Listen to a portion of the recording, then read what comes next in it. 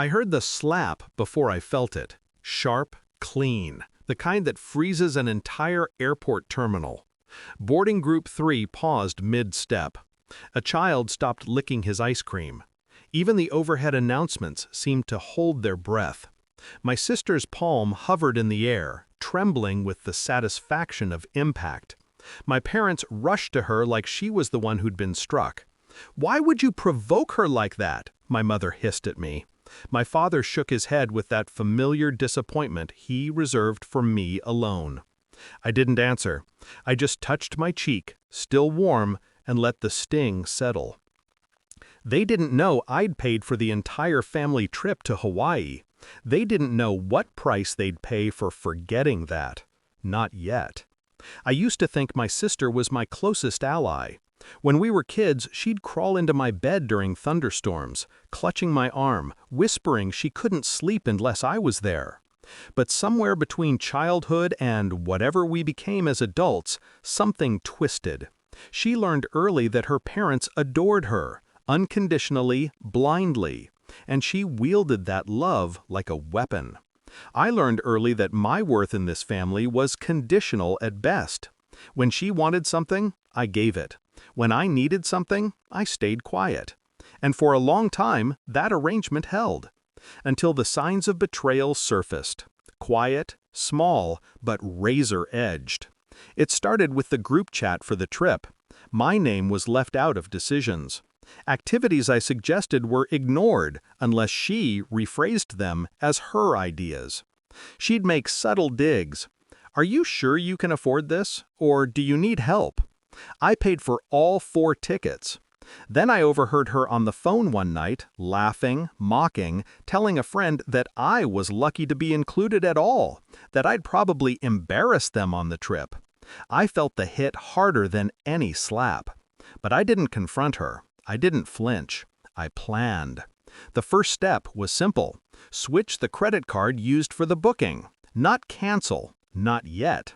That would be too obvious. I moved the tickets quietly under my name alone, then added a lock to restrict modifications.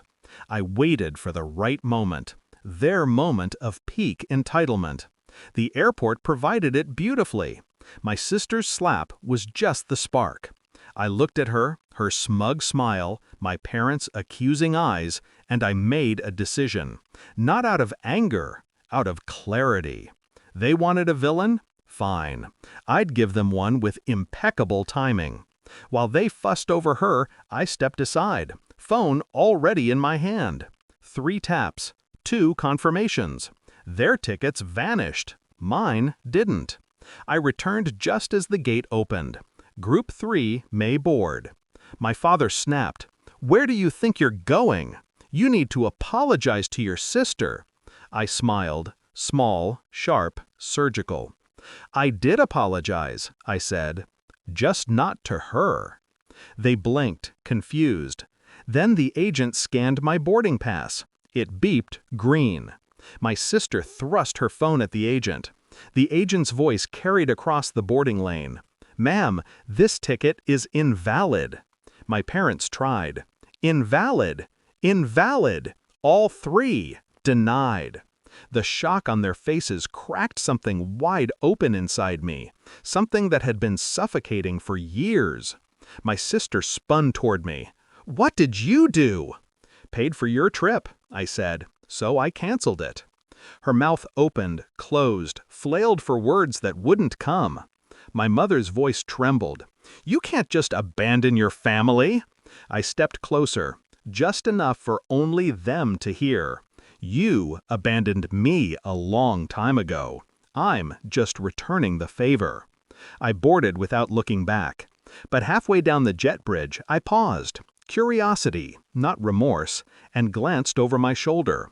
They were still arguing with the gate agent, reality sinking in inch by inch. The doors closed, the plane hummed to life. I settled into my seat, pulled the shade halfway down, and let the quiet settle over me like a new skin. I didn't feel guilt. I felt weightless. For once, their chaos wasn't mine to carry. When the wheels lifted off the ground, I realized the truth. Revenge isn't loud. It isn't messy.